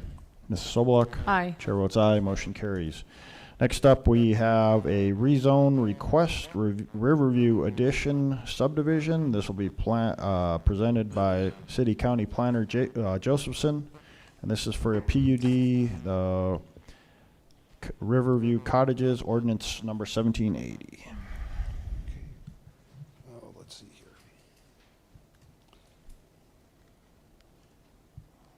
There it is. Yes, thank you, President Decker, Commissioners. This is Steve Josephson. This is a second reading of this proposed planned unit development. You probably remember this from a couple weeks ago, where the applicant has requested a planned unit development because of issues with the lot sizes and the current code, the current zoning ordinance. Just to let you know that there have been no changes between the first reading and this reading. And also, if approved, the applicant is going forward with two subdivision plats that more than likely will be coming to you at the next at the next city commission meeting. And I'm here to answer any questions you may have. Thank you, Mr. Josephson. Any questions for Steve on ordinance 1780 on the Riverview Addition subdivision? If there are no questions, I'd look for a motion. I'd move to approve. Motion to approve by Commissioner Sobeluk, Second. second by Commissioner Frederick. Any further questions? Hearing none, we'll vote. Mrs. Sobeluk? Aye. Mr. Frederick? Aye. Dr. Bear? Chair votes aye. Motion carries. Steve, you have a rezone request from the district? Yes. And this will be ordinance 1781. Right, thank you. Thank you, President Decker, Commissioners. This is a proposed rezoning. It's REZ 003-2023, the District Business Park First Edition. This is a proposal to rezone this property from community commercial to a planned unit development to allow for a development it's more walkable in nature. It'd be office and limited commercial uses. And again, they asked for the planned unit development because they wanted some variations to the lot sizes and the other development standards within the zoning ordinance. This is a second reading. There have been no changes from 2 weeks ago. There was a question last time about the ability of, if this was approved, if tenants, people purchasing these would be doing things like mechanical work in the front of the front of their properties. One of the reasons that staff during the pre-application meeting talked about having limited commercial uses was just to restrict those kind of uses. And I'm just going to read on the record what the limited commercial zoning district, what its purpose is, and it's to reserve appropriately located areas for office development in a limited variety of low-impact commercial facilities which serve the needs of residents of surrounding residential communities. The commercial and office uses permitted are compatible with nearby residential areas. Development regulations are designed to ensure compatibility in size, scale, and landscaping with nearby residences. And I did make available to each of the commissioners the part of chapter 30 of section 39.04 that lists the uses that are either permitted or special uses in the LC zoning district. The one use that could resemble what the concern was raised is auto services, but that would have to be approved through a special use permit. So I hope that the document in front of you in this explanation takes care of those concerns.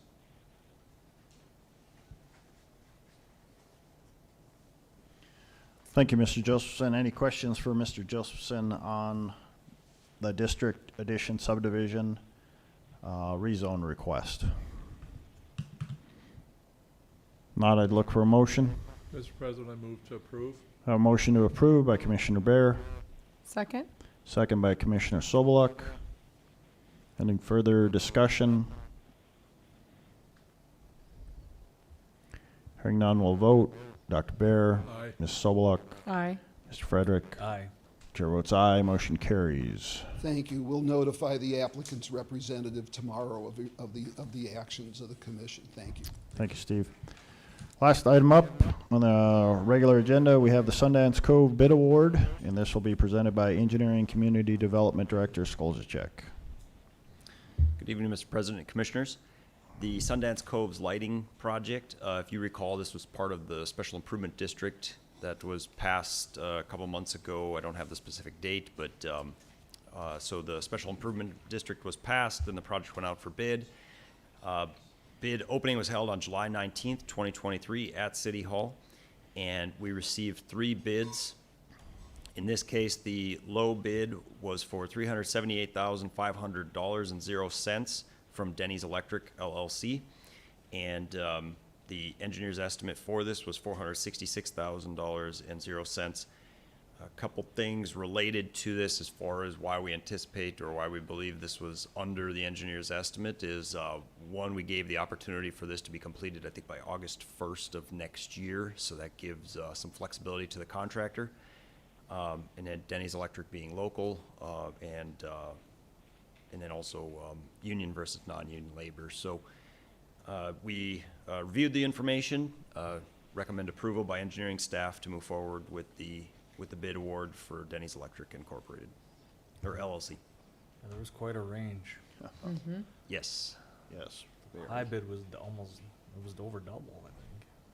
Yes. Yeah. We did ask the appropriate questions to vet that they did include everything in their bid and that they weren't aware of anything being missing or concerns related to anything being missing, so.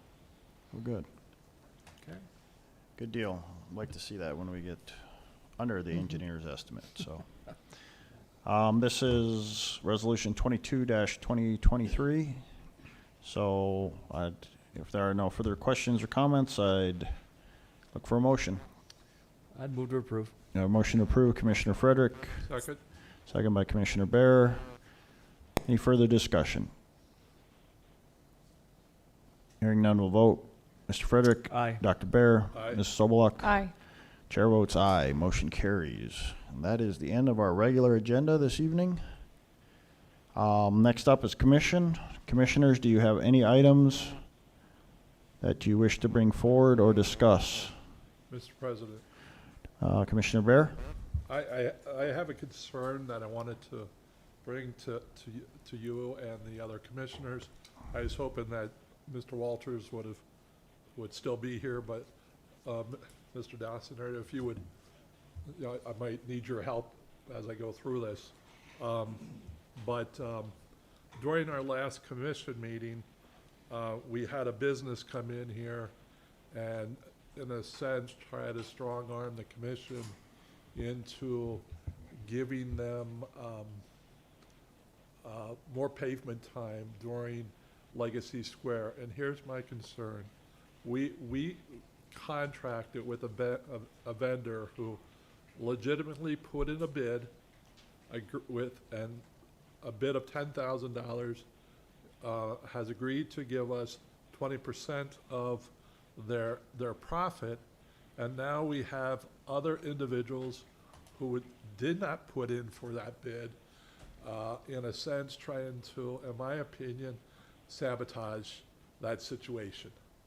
And they come in here and they claim, in a sense, that we're preventing them from doing work or feeding their family and yada yada.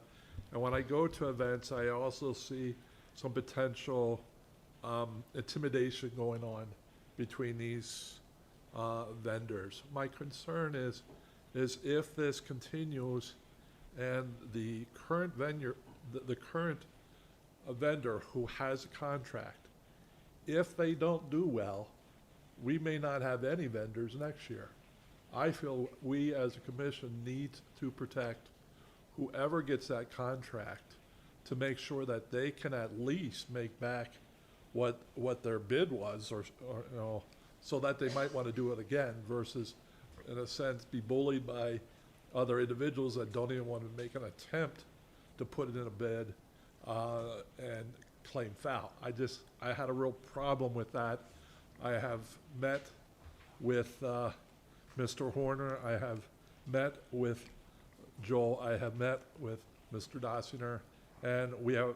I just felt that if those individuals want business and they want to open up at 6 o'clock, then how about they too put in $10,000 and give us 20% of their profit, because right now they're giving us nothing and they're demanding that we allow them to open up and take business away from our vendor. Our vendor is only there when Legacy Square is open.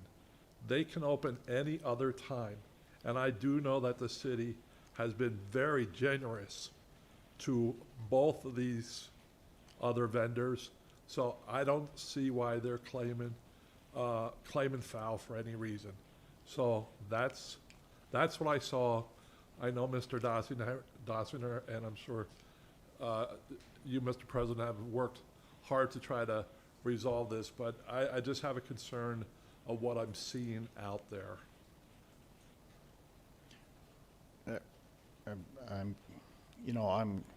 I appreciate your point of view on this, Dr. Bear. I do think the tactics, it could have been done in a different manner. I have been checking since we've allowed them to put their sidewalk opening earlier. I don't think our current bid awardee has anything to be afraid of. Okay. I've multiple times during the night I have gone over there and looked. And I don't think our bid awardee has anything to be afraid of. To your concerns of intimidation in the square, I guess I have not witnessed that. I've been down there every night. I do know there's a presence there, but I don't feel like it's intimidating. I think it's more of, I'll just put in this one, a recon to see. Okay. Yeah. A recon to see the amount of business that we are doing and how successful we are doing. So possibly to generate or gather the information that they may want to bid next year. Because I do feel that we've had some very successful nights. Comments that I have received is it doesn't seem like there's as many people, but I just tell people this. Our geofence is reported anywhere from 1,200 to 1,300 people on a night. During the activities, does that mean there's 1,200 at one time? That's just during the whole time, in and out, unique signatures. if you would take those 1,200 and jam them onto a street, it would be very packed. But the spaciousness of our square allows people to be spread out and enjoy a show. I mean, Well, and the entertainment's been awesome. right. Enjoyed the Churchill Cash, a lot of people there. I just feel that we need to protect whoever is the vendor for Legacy Square, because that's important to, the success of that square. And I agree with you. I think right now it's, that vendor doesn't have anything to fear from them opening at an earlier, like I said, I've gone and looked. The people are in the square. They're not sitting on the sidewalk. Yeah. So they're there. They're, I think it's, our vendors are doing well. But I don't think we have any numbers yet. Mrs. Carlson, they haven't turned any preliminary numbers into us yet, have they? So, Mr. President, Mr. Walters is actually going to be doing a report at the next city commission Okay. as far as updating on the All right. programming and the status of the town square. okay. And I was just wondering if the vendor itself had turned in any numbers, so, I haven't seen any, so. okay. Because that'll be important for the bid next year. Right. Like next month. Yeah, which is next month, so October. Well, maybe 2 months, but Yeah. close. So, That's all I have. all right. Thank you. Anything else, commissioners? All right. If there's nothing else, I'd look for a motion to adjourn. So moved. Second.